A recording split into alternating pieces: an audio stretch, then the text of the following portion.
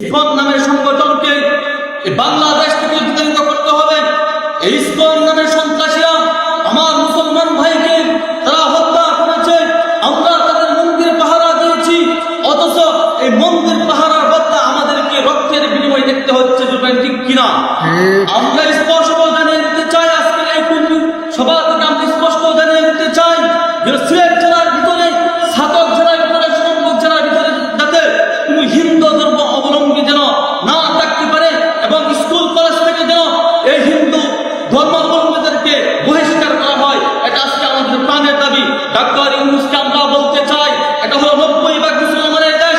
এই দেশে নাস্তিক থাকতে পারে না, কোনো বৌদ্ধ থাকতে পারে না, কোনো হিন্দু মত থাকতে পারে না। এটা হলো মুসলমানের দেশ, এটা হলো 90% মুসলমানের দেশ, এটা হলো আলিম উলামার দেশ, এটা হলো পীর আউলিয়ার দেশ, এটা হলো মসজিদ মাদ্রাসার দেশ। অথচ আমরা তাদের মন্দির পাহারা দিয়েছি, মন্দির পাহারা দিয়েছি রাত ভর থেকে থেকে। আমার ছাত্র ভাইয়েরা, আমার কোমলমতি ছাত্র ভাইয়েরা তাদের মন্দির পাহারা দিয়েছে। এই মন্দির পাহারার বদলে আমাদেরকে আজকে রক্তের বিনিময় দেখতে হচ্ছে। ঠিক কিনা? এই জন্য স্পষ্ট আমরা বলতে চাই এবং তীব্র নিন্দা জানাচ্ছি যে ভাইকে, আমার ভাইকেও, আমার মুসলমান ভাইকেও হত্যা করেছে, এর তীব্র নিন্দা এবং প্রতিবাদ জানাচ্ছি।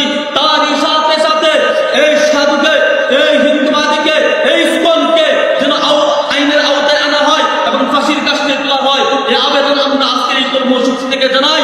এবং সারা বাংলাদেশে যদি আবার জামাত যুদ্ধ হয়, আবার আমরা রক্ত দিতে প্রস্তুত আছি।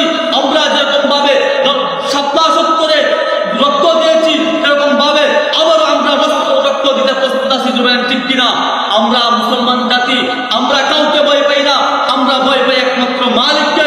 যে মালিক আমাদেরকে পাঠিয়েছেন, সেই মালিককে ভয় করি, সেই মালিককে ভয় করে আমরা অনুগত্য করি। আমরা দুনিয়ার কোনো রাজতন্ত্রকে আমরা ভয় করি না, আমরা দুনিয়ার কোনো মানুষকে ভয় করি না, দুনিয়ার ভেদিনকে আমরা ভয় করি না।